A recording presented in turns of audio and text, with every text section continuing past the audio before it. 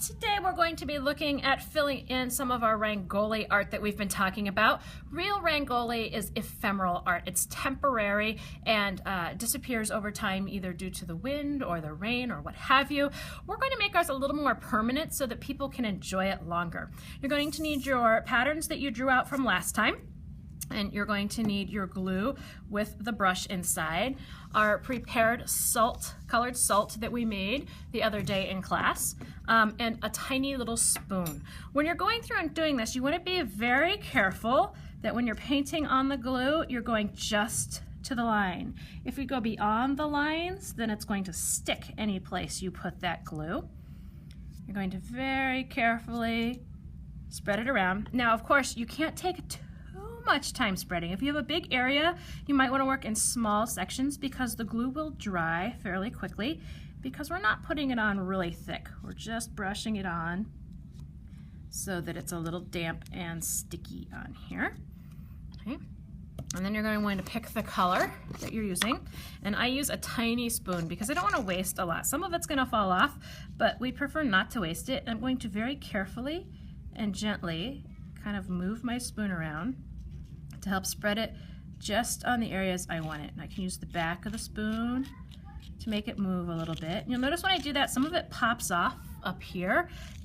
That means we're gonna have to wait a little while in between sections. So if I do this section now, I don't wanna do inside here next time, the right next one, because it's gonna get all sticky with both colors. I'll probably skip out here to another area so it's not right next to it and sticking the wrong color down. If it gets a little high, it looks like little mountains or hills, again, I can spread it out to stick it down. I'm using the back of my spoon instead of my finger because if I get glue on my finger, it's just going to start picking up a lot of this salt instead of leaving it down, and then I'm going to waste my colored salt that I made. I don't want to do that. Whereas it doesn't like to stick to the spoon because it's metal, even if it gets the glue on there. So it's a little bit more helpful to do it this way. And if there's a few places where it's still bumpy, that's okay. When this dries, we're gonna shake it off over a trash can so that the extra salt falls off. There we go. So that section's done. Like I said, I don't wanna do a section right next to it because the colors will end up mixing. I'll get the salt in my glue.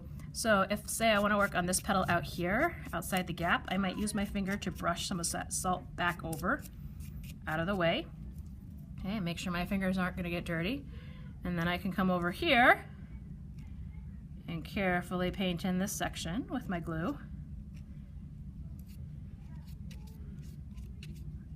Like that. Get some way up into that point. I want it to stick way out there too. Just like that. And then I can switch colors. If I want a different color, like blue. I always like to add a little bit of glitter into my salt after I make the colors just to give it some extra sparkle. And I'm going to see how I use the different edges of the spoon when I'm trying to get it to go different directions? You can work on that too. Again, just sprinkling a little at a time. I don't want it all over my page to make a mess. I just want enough to color the area that I'm in. And I'm going to carefully tap it out a little bit. It doesn't have to be perfect and cover every tiny little centimeter in space. I just want it to be mostly on there. And so then I would have another section done. I keep repeating this until the whole thing is filled in.